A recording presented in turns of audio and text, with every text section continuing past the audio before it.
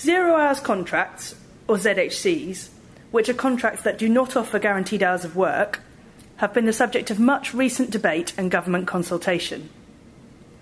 At the end of 2013, the ONS estimated that 580,000 people were employed on ZHCs, more than double the previous estimate.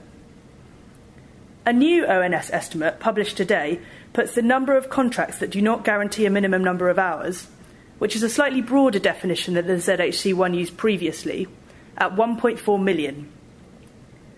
Now, this is not the same as the number of people on contracts with no guaranteed hours, as some people have more than one contracted job at the same time.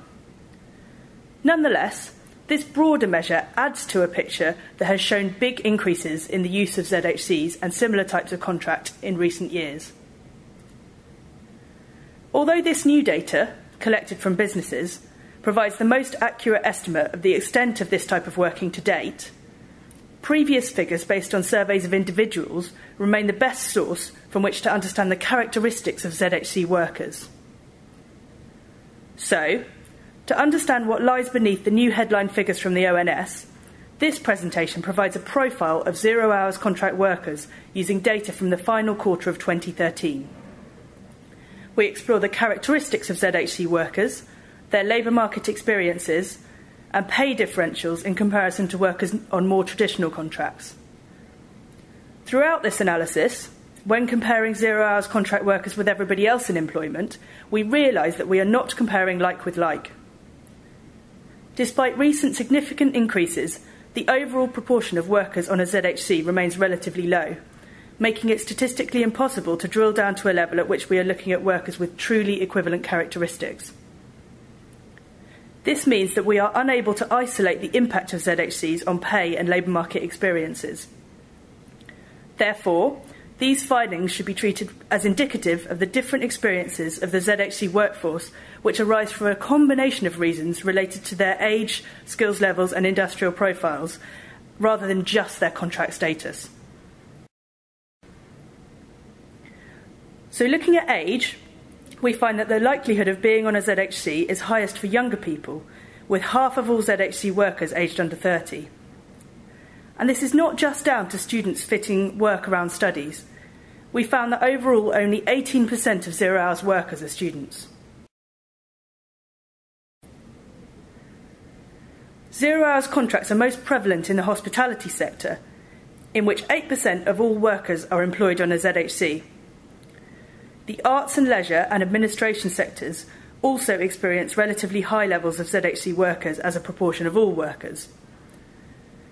But because it is a much bigger sector overall, the highest numbers of ZHC workers are employed in health and social work, a sector that employs 22% of all 0-hours workers.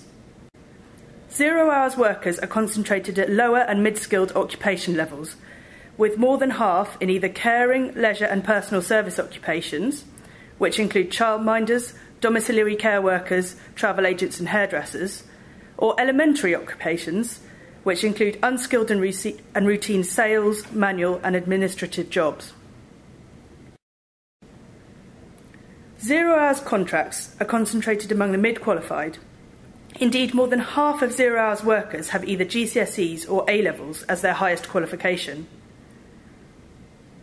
And although a lower share than among employees, it is interesting that more than 1 in 5 0-hours workers has a degree or equivalent qualification.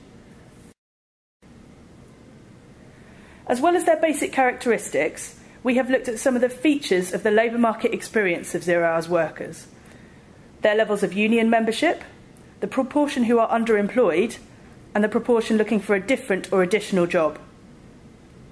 We find that 0-hours workers are much less likely to be in a union and much more likely to be underemployed or searching for a job than everybody else in employment.